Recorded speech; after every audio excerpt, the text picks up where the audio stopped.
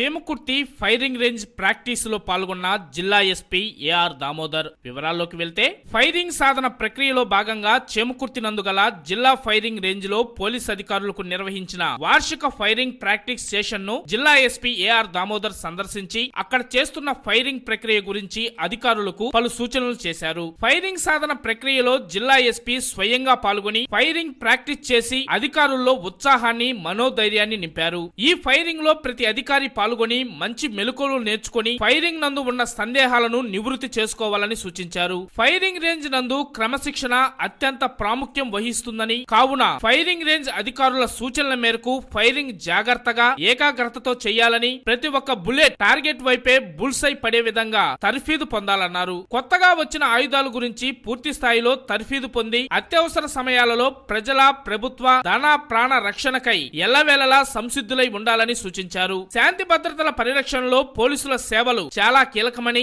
అదే విధంగా అందుబాటులో ఉన్న సాంకేతిక పరిజ్ఞానాన్ని అందిపుచ్చుకొని జిల్లా పోలీస్ శాఖ యొక్క ఉన్నతి కోసం ముందడుగు వేయాలని సూచించారు. ఈ కార్యక్రమంలో additional SP K Nageswararao, AR additional SP Ashok Babu, డిఎస్పీలు లక్ష్మీనారాయణ, నాగరాజు, సాయి ఈశ్వర్, యశ్వంత్, కె శ్రీనివాసరావు, సిఐలు, ఆర్ఐలు, ఎస్ఐలు, సిబ్బంది తదితరులు